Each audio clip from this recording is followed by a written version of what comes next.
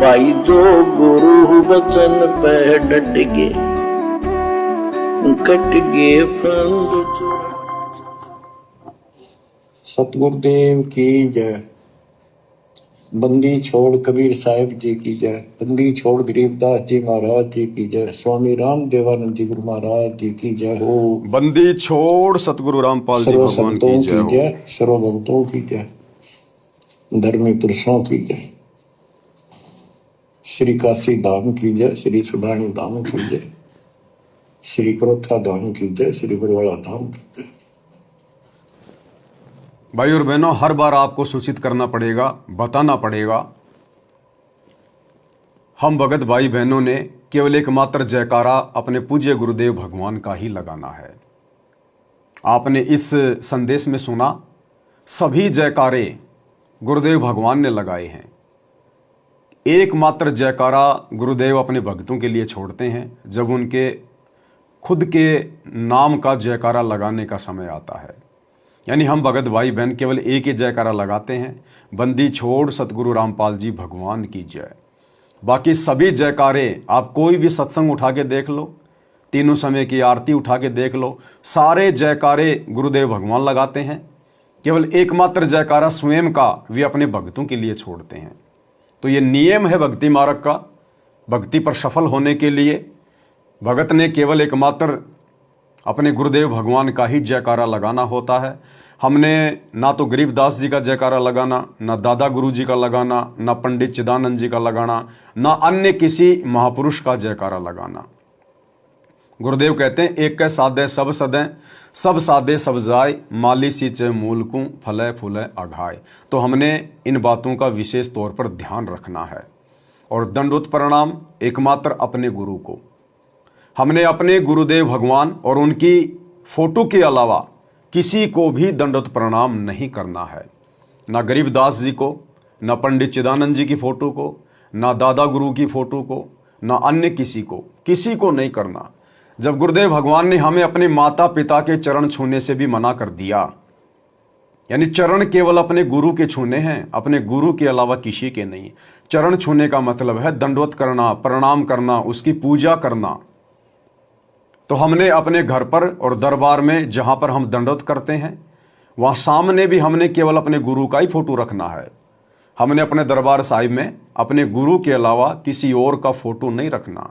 ना अपने किसी परिवार के मरे हुए व्यक्ति का, ना किसी अन्य देवी देवता का, ना ही पंडित चिदानंद जी की, ना गरीबदास जी की, ना दाढ़ी मूछ वाले नकली कबीर की, किसी की फोटो नहीं रखनी। हमने अपने घर पर ही नहीं रखनी है। ठीक है, गुरुदेव की जो पुस्तकें हैं, उन पुस्तकों में यदि अन्य महापुरुषों की फोटो हैं तो वो फोटो उसमें पड़ी रहेंगी, हमें कोई दिक्कत नहीं है। हमारा जो मंत्र कार्ड है उसमें देवी देवताओं की फोटो है, हमें कोई दिक्कत नहीं है।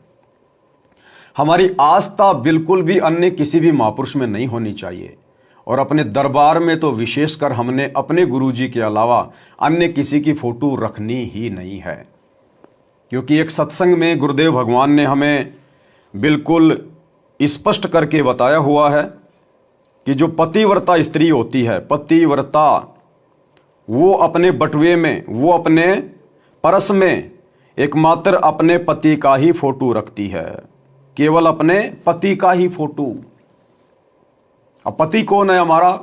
कबीर परमात्मा। कबीर परमात्मा कौन है? सतगुरु रामपाल जी भगवान। तो गुरुदेव ने क्या कहा कि जो पतिव्रता स्त्री होती है वो अपने पर्स में केवल अपने पति का ही फोटो रखती है। तो हमारा पर्स क्या है? हमारा दरबार, हमारा हृदय, हमारा लॉकेट, हमारा घर। हमने केवल अपने गुरु की फोटो रखनी है, क्योंकि हमारा गुरु ही हमारा परमात्मा है। तो पूज्य गुरुदेव जी हमें क्या कह रहे हैं सत्संग में, सुनिएगा। रही बात फोटो रखने की, जैसे आप एक पति भर्ता स्त्री होती है, वो अपने पर्स में केवल अपने पति का ही फोटो रख सकती है, दूसरे का नहीं। बाकी अनादरणीय नहीं है, अन्य भी है, सबको प्रणाम करें। अगर कहीं फोटो लगे हैं तो दूसरी बात हो, फोटो दूसरी बात है। लेकिन जहां पूजा स्थल हो वहां पर आप अपने मालिक के अतिरिक्त अगर किसी का फोटो रखते हो तो आपके हृदय में पतिव्रता तो नहीं है, वो नहीं है आपके अंदर तो वो पतिव्रतापन नहीं होने से भगवान रुष्ट होगा। तो इसलिए हमने अपने पूजा स्थल पर केवल अपने ही उस पति का यानी कबीर जी का, परमेश्वर का, मालिक का फोटो ही रखना है। बाकी रही बात के तो स्पष्ट कर दिया है जो गुरुदेव सच्चे भगवान दूत ने। हैं, बिल्कुल हृदय से पुकार करती है, उनको तुरंत लाभ मिलेगा, आज ही मिलेगा। और कुछ इसी हैं बेचारी डुप्लीकेट सी, हाँ भी ना। तो गुरुदेव भगवान ने बिल्कुल स्पष्ट कर दिया है कि जो पतिव्रता औरत होगी, जो पतिव्रता स्त्री होगी, वो अपने दरबार में केवल अपने पति का ही फोटो रखेगी। अब गुरुदेव भगवान स्वयं को तो कबीर परमात्मा कह नहीं सकते, उनकी मजबूरी है। इसलिए गुरुदेव ने स्पष्ट कर दिया कि केवल अपने एक मालिक का, केवल कबीर भगवान का।